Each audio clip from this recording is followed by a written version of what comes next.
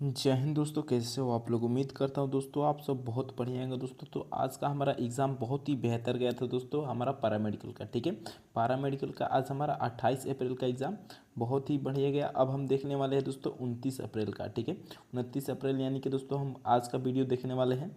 तो आज हम देखने वाले हैं दोस्तों जो भी हमारा फर्स्ट शिफ्ट का, सेकेंड शिफ्ट का, जितना भी शिफ्ट होगा आज उतना का दोस्तों हम मोस्ट वीवीआई प्रश्न देखने वाले हैं।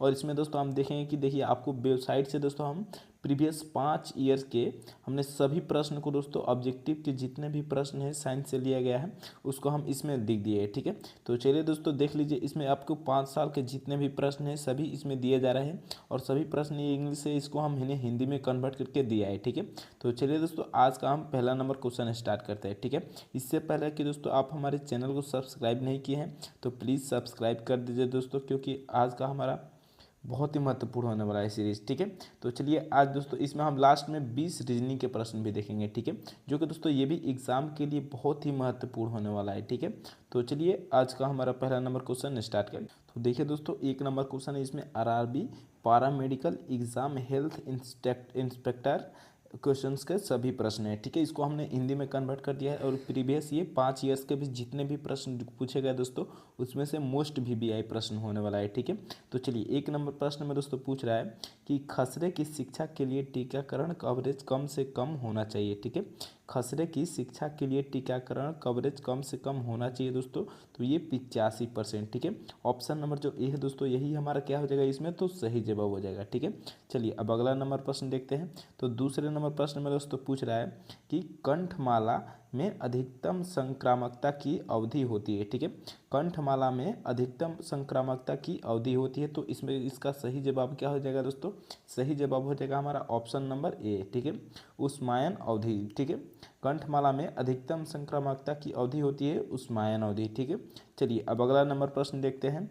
तो दोस्तों अब 3 नंबर प्रश्न देख लेते हैं। चलिए ठीक है, अब 3 नंबर प्रश्न में दोस्तों पूछ रहा है एक इन्फ्लुएंजा ए प्रमुख महाबीमारियाँ किसके अंतराल पर होती है। ठीक है, इन्फ्लुएंजा ए की प्रमुख महामारियाँ किसके अंतराल में होती है, तो इसका सही जवाब क्या हो जाएगा दोस्तों, सही जवाब हो जाएगा दोस्तों हमारा ऑप्शन नंबर डी हो जाएगा। ठीक है, 20 से 25 वर्ष के बीच। ठीक है, 20 से 25 वर्ष के बीच दोस्तों इन्फ्लुएंजा की प्रमुख महाबीमारियाँ के अंतराल में होती है। ठीक है, 20 से 25 वर्ष के अंतराल में। ठीक है, चलिए अब अगला नंबर प्रश्न देख लेते हैं।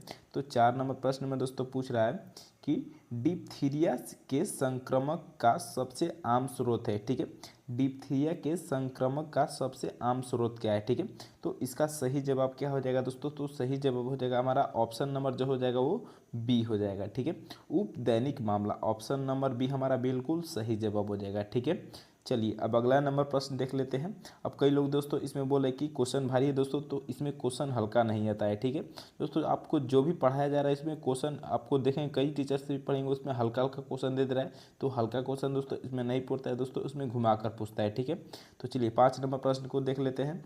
5 नंबर प्रश्न में पूछ रहा है कि सिक परीक्षण किया जाता है। ठीक है, सिक परीक्षण किया जाता है, तो इसका सही जवाब क्या हो जाएगा, सही जवाब हो जाएगा दोस्तों ऑप्शन नंबर ए। ठीक है, मेनिनजाइटिस में सीक परीक्षण किया जाता है। ठीक है, चलिए अब अगला प्रश्न देख लेते हैं। तो दोस्तों 6 नंबर प्रश्न में क्या पूछ रहा है कि डीपीटी वैक्सीन में मौजूद सहायक पदार्थ है। ठीक है, डीपीटी वैक्सीन में मौजूद सहायक पदार्थ कौन सी है दोस्तों, तो इसका सही जवाब क्या हो जाएगा, सही जवाब हो जाएगा दोस्तों ऑप्शन नंबर सी। ठीक है, जिंक फास्फेट है दोस्तों। ठीक है, डीपीटी वैक्सीन में मौजूद सहायक पदार्थ कौन सा है, तो जिंक फास्फेट। ठीक है, चलिए अब अगले नंबर प्रश्न की ओर बढ़ते हैं।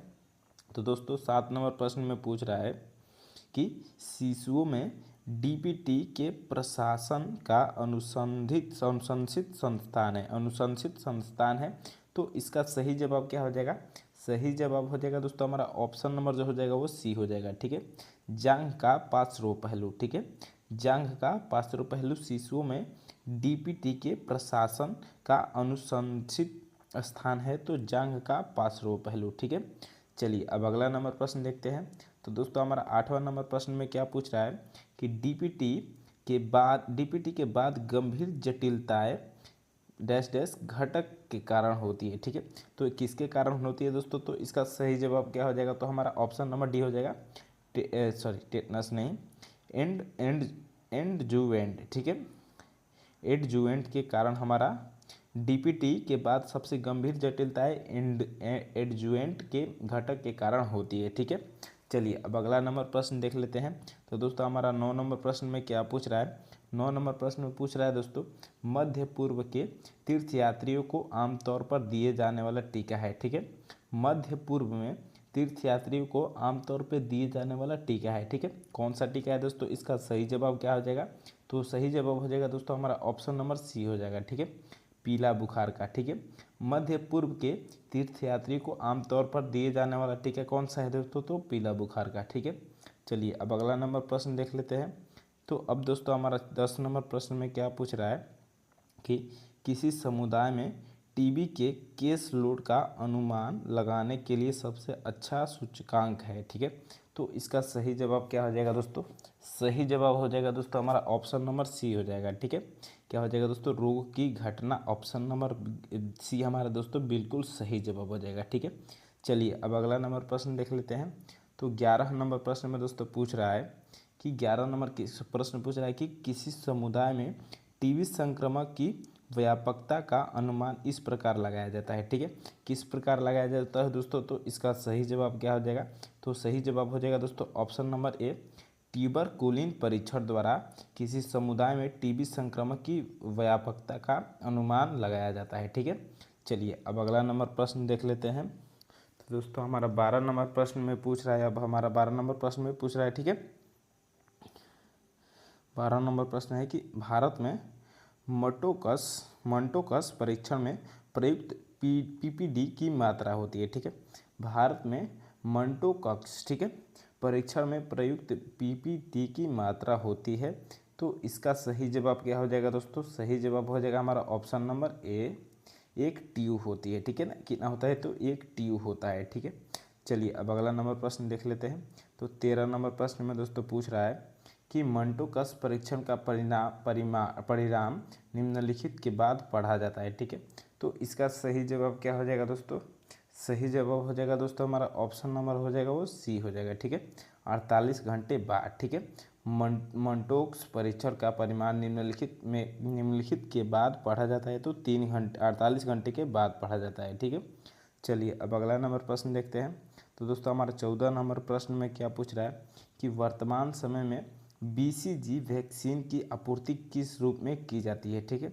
वर्तमान समय में बीसीजी वैक्सीन की आपूर्ति किस रूप में की जाती है? तो इसका सही जवाब क्या हो जाएगा? सही जवाब हो जाएगा दोस्तों हमारा ऑप्शन नंबर बी हो जाएगा, ठीक है, फ्रीज ड्राइड वैक्सीन के द्वारा हमारा वर्तमान समय में बीसीजी वैक्सीन की आपूर्ति के रूप में की जाती है, ठीक है, फ्रीज ड्राइड वैक्सीन के द्वारा, ठीक है। चलिए अब अगला नंबर प्रश्न देख लेते हैं। तो दोस्तों यहाँ पर 15 नंबर प्रश्न में क्या पूछ रहा है कि बीसीजी वैक्सीन के पूर्ण गठन के लिए प्रयुक्त तनुकारक है, ठीक है। बीसीजी वैक्सीन के लिए पूर्ण गठन के लिए प्रयुक्त तनुकारक है। तो इसका सही जवाब क्या हो जाएगा? सही जवाब हो जाएगा दोस्तों ऑप्शन नंबर ए, सामान्य खारा, ठीक है। ऑप्शन नंबर ए हमारा सामान्य खारा बिल्कुल सही जवाब हो जाएगा, ठीक है। चलिए अब अगला नंबर प्रश्न देख लेते हैं। तो 16 नंबर प्रश्न में दोस्तों पूछ रहा है कि पुनर्गठित बीसीजी वैक्सीन का उपयोग निम्नलिखित के साथ किया जाना चाहिए, ठीक है। तो इसका सही जवाब क्या हो जाएगा दोस्तों? सही जवाब हो जाएगा दोस्तों ऑप्शन नंबर बी, 6 घंटे के अंदर पुनर्गठित बीसीजी वैक्सीन का उपयोग किया जाना चाहिए, ठीक है। चलिए अब अगला नंबर प्रश्न देखते हैं। तो 17 नंबर प्रश्न में दोस्तों पूछ रहा है बीसीजी टीकाकरण के लिए अनुशासित आयु है, ठीक है, अनुशासित आयु है दोस्तों। इसका सही जवाब क्या हो जाएगा? तो सही जवाब हो जाएगा दोस्तों ऑप्शन नंबर ए, जन्म के समय से 6वें सप्ताह में, ठीक है, जन्म के समय से 6वें सप्ताह तक बीसीजी टीकाकरण की अनुशंसित आयु है, ठीक है। चलिए अब अगला नंबर प्रश्न देखते हैं। तो 18 नंबर प्रश्न में दोस्तों पूछ रहा है गांव स्तर पर एएफवी के लिए थूक एकत्र किया जाता है और उसे ठीक किया जाता है। तो इसका सही जवाब क्या हो जाएगा दोस्तों? सही जवाब हो जाएगा दोस्तों हमारा ऑप्शन नंबर ए, आंगनवाड़ी कार्यकर्ता द्वारा किया जाता है, ठीक है। चलिए अब अगला नंबर प्रश्न देख लेते हैं। तो दोस्तों हमारा 19 नंबर प्रश्न में क्या पूछ रहा है कि अधिकांश पोलियो संक्रमण का स्रोत है, ठीक है, अधिकांश पोलियो संक्रमण का स्रोत क्या है दोस्तों? तो इसका सही जवाब क्या हो जाएगा? सही जवाब हो जाएगा दोस्तों ऑप्शन नंबर सी हो जाएगा। ठीक है, ऑप्शन नंबर सी दोस्तों क्या दिया है, वाहक दिया है। ठीक है, ऑप्शन नंबर सी हमारा बिल्कुल सही जवाब हो जाएगा। ठीक है, चलिए अगला नंबर प्रश्न देखते हैं। तो 20 नंबर प्रश्न में दोस्तों पूछ रहा है कि पक्षाघातकारी पोलियो के विकास के जोखिम कारकों में शामिल है। ठीक है, पक्षाघातकारी पोलियो के विकास के जोखिम कारकों में शामिल है। तो इसका सही जवाब क्या हो जाएगा दोस्तों, सही जवाब हो जाएगा दोस्तों ऑप्शन नंबर डी उपरोक्त सभी। ठीक है, एक एम इंजेक्शन, बी टांसिलेक्टॉमी, सी है दोस्तों डीपीटी। ठीक है, चलिए अब अगला नंबर प्रश्न देखते हैं। तो 21 नंबर प्रश्न में दोस्तों पूछ रहा है कि हेपेटाइटिस ए के संरचना का प्रमुख मार्ग है। ठीक है, हेपेटाइटिस ए संरचना का प्रमुख मार्ग क्या है दोस्तों, तो इसका सही जवाब हो जाएगा दोस्तों ऑप्शन नंबर ए मुख्य मार्ग। ठीक है, मुख्य मार्ग ऑप्शन नंबर ए हमारा बिल्कुल सही जवाब हो जाएगा। ठीक है, चलिए अब अगला नंबर प्रश्न देख लेते हैं। तो 22 नंबर प्रश्न में दोस्तों क्या पूछ रहा है कि इनमें से किस वैक्सीन पर वैक्सीन वायल मॉनिटर मौजूद है। ठीक है, तो इसका सही जवाब क्या हो जाएगा, सही जवाब हो जाएगा दोस्तों ऑप्शन नंबर बी डीपीटी। ठीक है, ऑप्शन नंबर बी हमारा बिल्कुल सही जवाब हो जाएगा। ठीक है, डीपीटी। ठीक है, चलिए अब अगला नंबर प्रश्न देखते हैं। तो 23 नंबर प्रश्न में दोस्तों पूछ रहा है हेपेटाइटिस ए के बाद प्रतिरक्षा बनी रहती है। ठीक है, हेपेटाइटिस ए के बाद प्रतिरक्षा बनी रहती है। तो इसका सही जवाब क्या हो जाएगा दोस्तों, सही जवाब हो जाएगा दोस्तों हमारा ऑप्शन नंबर ए 6 महीने तक। ठीक है, हेपेटाइटिस ए के बाद प्रतिरक्षा बनी रहती है 6 महीने तक। ठीक है, चलिए अब अगला नंबर प्रश्न देखते हैं। तो 24 नंबर प्रश्न में दोस्तों पूछ रहा है कि निम्नलिखित विधियाँ वाइब्रियो कोलेरा को नष्ट करती है। ठीक है, तो कोलेरा को नष्ट करती है सिवाय, मतलब सिवाय किसके नष्ट करती है। तो इसका सही जवाब क्या हो जाएगा दोस्तों, सही जवाब हो जाएगा दोस्तों ऑप्शन नंबर डी क्रिसोल के सिवाय। ठीक है, वाइब्रियो कोरेला को नष्ट करती है सिवाय क्रिसोल के। ठीक है, चलिए अब अगला नंबर प्रश्न देखते हैं। तो 25 नंबर प्रश्न में दोस्तों पूछ रहा है कि निदान के लिए कोलेरिक मल को इकट्ठा करने की सबसे अच्छी विधि क्या है दोस्तों। तो सबसे अच्छी विधि दोस्तों इसका सही जवाब हो जाएगा दोस्तों रेक्टल कैथेटर। ठीक है, ऑप्शन नंबर ए हमारा बिल्कुल सही जवाब हो जाएगा। ठीक है, चलिए अब फटाफट अगला नंबर प्रश्न देखते हैं दोस्तों। तो 26 नंबर प्रश्न में क्या पूछ रहा है कि सभी टीके सार्वभौमिक टीकाकरण कार्यक्रम के अंतर्गत शामिल है सिवाय, तो सिवाय किसके दोस्तों, तो इसका सही जवाब हो जाएगा दोस्तों ऑप्शन नंबर सी खसरा के। ठीक है, चलिए अब अगला नंबर प्रश्न देखते हैं। तो दोस्तों 27 नंबर प्रश्न में क्या पूछ रहा है कि MTP अधिनियम किस वर्ष पारित किया गया है। ठीक है, किस वर्ष पारित किया गया था। तो इसका सही जवाब क्या हो जाएगा दोस्तों, सही जवाब हो जाएगा दोस्तों हमारा ऑप्शन नंबर बी हो जाएगा। ठीक है, क्या हो जाएगा दोस्तों 1971 में पारित किया गया था। ठीक है, चलिए अब अगला नंबर प्रश्न देखते हैं। तो 28 नंबर प्रश्न में दोस्तों पूछ रहा है केरल में वर्तमान में उपयोग होने वाले सभी एंटी रेबीज टीके हैं सिवाय किसके। तो इसका सही जवाब क्या हो जाएगा दोस्तों, तो सही जवाब हो जाएगा दोस्तों ऑप्शन नंबर सी वेरो कोशिका टीका के सिवाय। ठीक है, सभी है। ठीक है, चलिए अब 29 नंबर प्रश्न देखते हैं। तो 29 नंबर प्रश्न में दोस्तों पूछ रहा है कि वार्षिक परजीवी घटना का उपयोग किस समस्या को मापने के लिए किया जाता है। तो इसका सही जवाब क्या हो जाएगा दोस्तों, सही जवाब हो जाएगा दोस्तों ऑप्शन नंबर ए हमारा। ठीक है, फाइलेरिया को मापने के लिए किया जाता है। ठीक है, चलिए अब अगला प्रश्न देखते हैं। तो 30 नंबर प्रश्न में दोस्तों पूछ रहा है कि फ्लेग का प्रेरक जीव है। ठीक है, फ्लेग का प्रेरक जीव है दोस्तों, तो कौन सा जीव है, इसका सही जवाब क्या हो जाएगा, तो सही जवाब हो जाएगा दोस्तों ऑप्शन नंबर ए। ठीक है, बाईपेस्टिस सही जवाब हो जाएगा। ठीक है, उम्मीद करता हूँ दोस्तों ये सभी क्वेश्चन आपको साइंस के सभी प्रश्न आपको बिल्कुल अच्छे तरह से समझ में आ गए होंगे। ठीक है, तो चलिए दोस्तों अब हम इसमें रीजनिंग के प्रश्न देखते हैं। ठीक है, इसमें हम रीजनिंग के 10 प्रश्न देखेंगे दोस्तों, वो भी हमारा मोस्ट VVI प्रश्न होने वाला है। ठीक है, आज का दोस्तों ये हमारा साइंस का बहुत VVI प्रश्न है, 30 प्रश्न दोस्तों बहुत ही महत्वपूर्ण प्रश्न। ठीक है, ये सभी प्रश्न दोस्तों आप इसको दोबारा देख के जाइएगा। ठीक है, चलिए अब इसमें हम रीजनिंग के प्रश्न देखते हैं। तो 1 नंबर प्रश्न में दोस्तों पूछ रहा है कि दिए गए प्रश्न में संबंधित शब्द ज्ञात कीजिए। ठीक है, दिए गए प्रश्न में दोस्तों हमको संबंधित शब्द याद करना है। तो देखिए जैसे कि दोस्तों इसमें बर्तन का चम्मच से संबंधित। ठीक है, बर्तन में दोस्तों क्या आता है, तो चम्मच आ जाता है। ठीक है, उसी प्रकार दोस्तों कैलेंडर में क्या आएगा हमको बताना है, ठीक है। कैलेंडर में क्या समय आता है, तो नहीं, समय नहीं आता है, ठीक है। फिर कागज़, तो कागज़ भी नहीं आता है, ठीक है। फिर छपाई, तो छपाई भी नहीं आता है। तारीख, हाँ, तो कैलेंडर में दोस्तों हम क्या देखते हैं, तो तारीख देखते हैं, ठीक है। यानी कि दोस्तों जो हमारा प्रश्नवाचक चिन्ह है उसके स्थान पे क्या आ जाएगा दोस्तों, तो तारीख आ जाएगा, ठीक है। अब तारीख देखिए दोस्तों, ऑप्शन नंबर डी में है, तो यही क्या हो जाएगा दोस्तों, हमारा ऑप्शन नंबर डी हमारा बिल्कुल सही जवाब हो जाएगा, ठीक है। उम्मीद करता हूँ दोस्तों ये पहला क्वेश्चन आपको बिल्कुल अच्छे तरह से समझ में आ गया होगा। तो चलिए अब दूसरा नंबर प्रश्न देख लेते हैं, ठीक है। अब दूसरे नंबर प्रश्न में दोस्तों पूछ रहा है कि दिए गए विकल्पों में से संबंधित अक्षर ज्ञात कीजिए, ठीक है। अब दोस्तों इसमें क्या करना है कि जैसे कि पहला अक्षर का दूसरा लेटर बनाया, पहला शब्द का दूसरा शब्द बनाया है, उसके बाद समानुपात है, समानुपात के बाद आरआरबी, तो आरआरबी का दोस्तों क्या होगा हमको बताना है, ठीक है। चलिए सबसे हम पहला देखेंगे डीडीए को एडीडी कैसे बनाया है, ठीक है।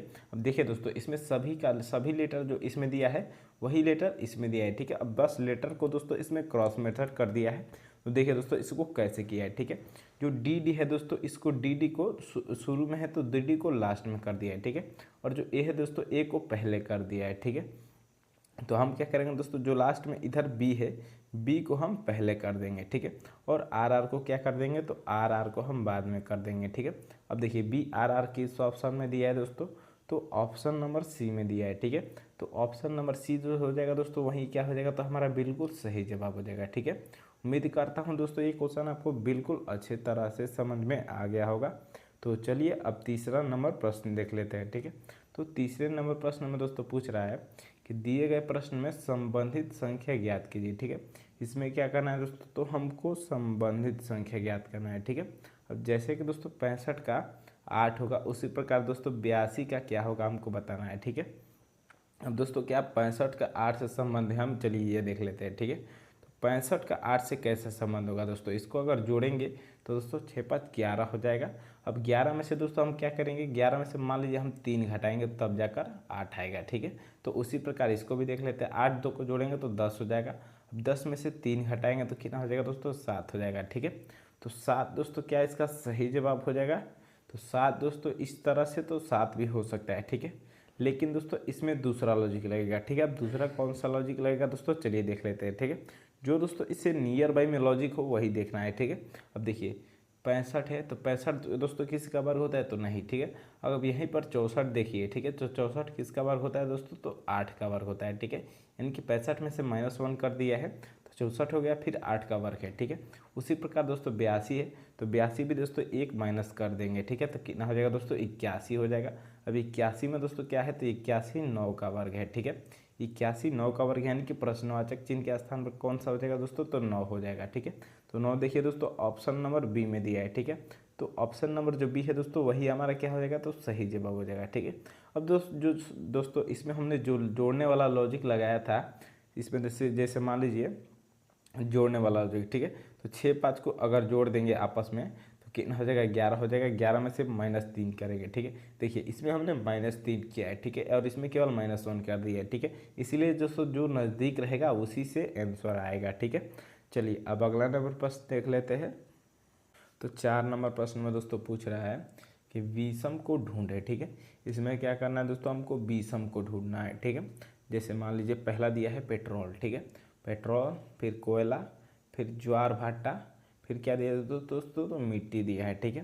तो देखिए पहला क्या है दोस्तों, ये ऊर्जा का स्रोत है, ठीक है। पहला क्या है दोस्तों, तो ऊर्जा का क्या है, तो स्रोत है, ठीक है। अब दूसरा भी कोयला क्या है दोस्तों, ऊर्जा का स्रोत है। फिर ज्वार भट्टा भी क्या है दोस्तों, ऊर्जा का स्रोत है। फिर मिट्टी ऊर्जा का स्रोत नहीं है, ठीक है। यानी कि दोस्तों इसमें विषम ढूंढना था तो यही क्या हो जाएगा दोस्तों, ऑप्शन नंबर डी हमारा विषम हो जाएगा, ठीक है। अलग हमारा डी, ऑप्शन नंबर डी बिल्कुल सही जवाब हो जाएगा, ठीक है। उम्मीद करता हूँ दोस्तों ये क्वेश्चन आपको बिल्कुल अच्छे तरह से समझ में आ गया होगा। तो चलिए अब अगला नंबर प्रश्न देख लेते हैं, ठीक है।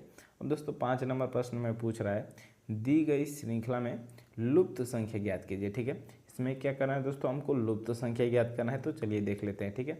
जैसे मान लीजिए दोस्तों 1 के बाद दोस्तों यहाँ पर 6 दिया है, ठीक है। फिर 6 के बाद 6 ही दिया है, फिर 6 के बाद 11, 11 के बाद 11, 16 के बाद 16, 11 के बाद 16 और 16 के बाद 2 प्रश्नवाचक चिन्ह दिया है, ठीक है। तो चलिए सबसे पहले हम इनके बीच का अंतर देख लेते हैं, पहले वाले के बीच का, ठीक है। तो 1 और 6 के बीच का अंतर कितना है दोस्तों, यहाँ पर +5 हो रहा है, ठीक है। क्या हो रहा है, तो +5 हो रहा है।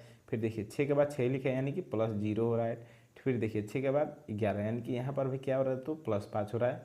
फिर 11 के बाद 11 यानी कि यहाँ पर भी 0 हो रहा है। तो फिर देखिए आगे बढ़ेंगे 11 के बाद 16, ठीक है, यानी कि यहाँ पर भी क्या हो रहा है तो प्लस 5 हो रहा है, ठीक है। अब लॉजिक देखिए दोस्तों इसका, पहले प्लस 5, ठीक है, फिर 0, फिर प्लस 5, फिर 0, फिर प्लस 5, ठीक है। तो अब आगे क्या हो जाएगा दोस्तों, 0 जोड़ेंगे, ठीक है। तो 16 में 0 जोड़ेंगे तो क्या हो जाएगा दोस्तों, यहाँ पर पहला प्रश्नवाचक चिन्ह के स्थान पर 16 ही हो जाएगा, ठीक है। अब दूसरा में क्या करेंगे दोस्तों, यहाँ पर प्लस 5 करेंगे, ठीक है। फिर 0 जोड़े उसके बाद प्लस 5, तो 16 में प्लस 5 करेंगे तो कितना हो जाएगा दोस्तों, यहाँ पर 21 हो जाएगा, ठीक है। अब 21 जैसे दोस्तों 16 और 21 किस ऑप्शन में दिया है, तो ऑप्शन नंबर डी में दे रहा है, ठीक है। तो जो ऑप्शन नंबर डी है दोस्तों यही क्या हो जाएगा, तो हमारा बिल्कुल सही जवाब हो जाएगा, ठीक है। उम्मीद करता हूँ दोस्तों ये क्वेश्चन आपको बिल्कुल अच्छे तरह से समझ में आ गया होगा। तो चलिए अब 6 नंबर प्रश्न को देख लेते हैं, ठीक है। अब दोस्तों 6 नंबर प्रश्न में पूछ रहा है, इस प्रश्न को हम समझ लेते हैं, ठीक है। जैसे कि पूछ रहा है इस प्रश्न में, नीचे दिए गए प्रश्न में सही वेनारेख ज्ञात कीजिए, ठीक है। इसमें क्या करना है दोस्तों, हमको सही वेनारेख बताना है, ठीक है। चलिए 3 शब्द दिया है। पहला देखिए दोस्तों यहाँ पर यमुना, नदी, फिर नर्मदा, ठीक है। चलिए सबसे पहला हम यमुना बना लेते हैं, ठीक है। यहाँ पर देखिए पहला यमुना दिया है, तो मान लीजिए यमुना, तो वाई से मान लीजिए यमुना हो गया, ठीक है। फिर दूसरा दिया है क्या दोस्तों, तो नदी, ठीक है। तो नदी दोस्तों, नदी का क्या संबंध है, यमुना से है, तो हाँ यमुना जो है दोस्तों वो नदी के अंदर आती है, ठीक है। यानी कि जो नदी हो जाएगा दोस्तों ये बड़ा हो जाएगा, ठीक है। ये मान लीजिए दोस्तों हमारा नदी हो गया, ठीक है। नदी के अंदर यमुना आता है, ठीक है। यमुना क्या है दोस्तों, एक नदी है, ठीक है। फिर क्या बचा दोस्तों, यहाँ पर लास्ट में नर्मदा बचा, ठीक है। नर्मदा का दोस्तों क्या नदी से संबंधित, तो हाँ नर्मदा भी दोस्तों नदी है, ये नदी के अंदर आएगी, ठीक है। और दोस्तों यमुना से देख लेते हैं, तो यमुना से संबंध नहीं है, तो इसलिए दोस्तों क्या हो जाएगा, ये दो इसके अंदर आ जाएगी, केवल नदी के, ठीक है। ये क्या हो जाएगा दोस्तों, ये नर्मदा हो जाएगा, ठीक है। अब देखिए दोस्तों इस प्रकार का ऑप्शन नंबर बी में ही दिया है, ठीक है। तो ऑप्शन नंबर जो बी है दोस्तों यही क्या हो जाएगा, तो हमारा बिल्कुल सही जवाब हो जाएगा, ठीक है। उम्मीद करता हूं दोस्तों ये क्वेश्चन अभी आपको बिल्कुल अच्छे तरह से समझ में आ गया होगा। तो चलिए अब अगला नंबर प्रश्न देख लेते हैं, ठीक है। अब दोस्तों हमारा 7 नंबर प्रश्न में पूछ रहा है कि यदि नोएडा को 39,658 के रूप में लिखा जाता है तो इंडिया को कैसे लिखा जाएगा, हमको बताना है, ठीक है। चलिए सबसे पहले दोस्तों हम देख लेंगे कि नोएडा को 39,658 के रूप में कैसे लिखा जाता है, ठीक है। तो इंडिया को कैसे लिखा जाएगा, ठीक है। अब देखिए दोस्तों नोएडा है और इंडिया है, ठीक है। इसी के शब्द को दोस्तों इधर उधर करके लिख दिया है, ठीक है। तो हम क्या करेंगे दोस्तों, इसी के कोड को चुरा लेंगे, ठीक है। जैसे कि दोस्तों मान लीजिए एन का कोड क्या है यहाँ पर, तो एन का कोड दिया है दोस्तों यहाँ पर 3, फिर क्या है ओ का कोड 9 दिया है, फिर आई का कोड 6 दिया है, फिर डी का कोड 5 दिया है और ए का कोड 8 दिया है, ठीक है। तो इसी का कोड हम क्या करेंगे दोस्तों, चुरा लेंगे। अब देखिए इंडिया का हम इसी प्रकार से दोस्तों बना लेंगे, ठीक है। INDIA हो जाएगा, ठीक है। अब चलिए आई का कोड क्या है दोस्तों, तो आई का कोड यहाँ पर दिया है दोस्तों, देखिए आई का कोड 3 नंबर पे है, तो 3 नंबर पे क्या दिया है, तो 6 दिया है, ठीक है, यानी कि 6। फिर क्या दोस्तों एन, तो एन हमारा पहला है, तो पहला क्या दिया है दोस्तों, 3 दिया है, ठीक है। फिर डी है, तो डी का कोड दिया है, तो क्या है दोस्तों, डी का कोड हमारा 5 दिया है। फिर आई है, तो आई का कोड क्या है 6। फिर ए है, तो ए का कोड क्या है दोस्तों 8 दिया है, ठीक है। अब देखिए दोस्तों, अब देखिए यहाँ पर क्या हो गया, 63, 56, 8, ठीक है। तो 63, 56, 8 देखिए दोस्तों किस ऑप्शन में दिया है, 63, 56, 8 ऑप्शन नंबर ए में नहीं है, बी में भी नहीं है, सी में, सी में दिया है, ठीक है। तो ऑप्शन नंबर जो सी है दोस्तों यही क्या हो जाएगा, तो हमारा बिल्कुल सही जवाब हो जाएगा, ठीक है। उम्मीद करता हूँ दोस्तों ये क्वेश्चन आपको बिल्कुल अच्छे तरह से समझ में आ गया होगा। तो चलिए अब 8वां नंबर प्रश्न देख लेते हैं, ठीक है। तो 8वां नंबर प्रश्न में दोस्तों पूछ रहा है 50 छात्रों की एक कक्षा में, ठीक है। टोटल कितने छात्र है दोस्तों, इसमें 50 छात्र है, ठीक है। 50 छात्रों की कक्षा में दीपक की रैंक शीर्ष से 20वां है, ठीक है। यानी कि जो दीपक है दोस्तों इसका शीर्ष से क्या है दोस्तों, इसका 20वां स्थान है, ठीक है। 20वां स्थान है, तो अंत से कितनी उसकी रैंक कितनी है, ठीक है। यानी कि मान लीजिए अगर शुरू से उसका 20वां स्थान है तो अंत से कितना है हमको ये बताना है, ठीक है। तो हम क्या करेंगे दोस्तों, टोटल में से उतना माइनस कर देंगे, ठीक है। टोटल में से 20 माइनस कर देंगे तो कितना हो जाएगा दोस्तों, 30 हो जाएगा। अब 30 में दोस्तों हमको लास्ट से बताने के लिए क्या करेंगे, तो इसमें +1 कर देंगे, ठीक है।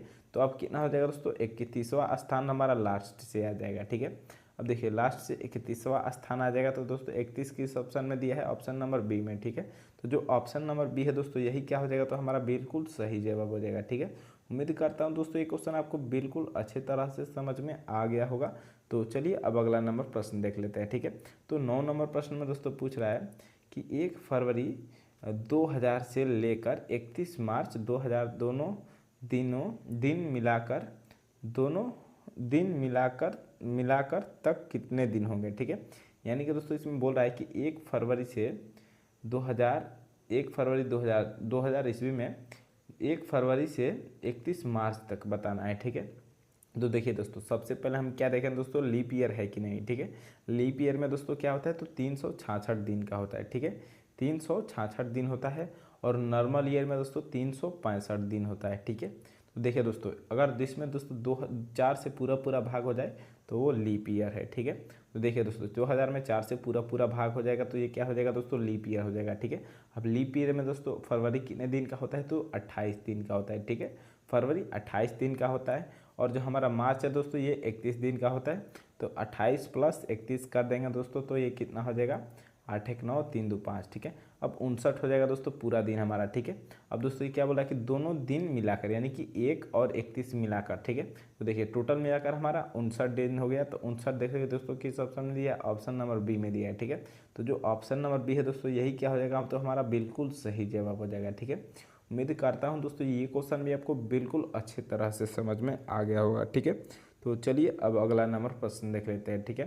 तो दोस्तों हमारा 10 नंबर प्रश्न में पूछ रहा है कि तार्किक क्रम में व्यवस्थित कीजिए, ठीक है। इसको क्या करना है, तो तार्किक क्रम में व्यवस्थित करना है। देखिए पहला दिया है तितली, फिर दिया है कोया, फिर दिया है अंडा, फिर दिया है कृमि, ठीक है। तो इसका दोस्तों कैसे होगा चलिए देख लेते हैं, ठीक है। सबसे पहले दोस्तों इसमें क्या आएगा, तो अंडा आ जाएगा, ठीक है।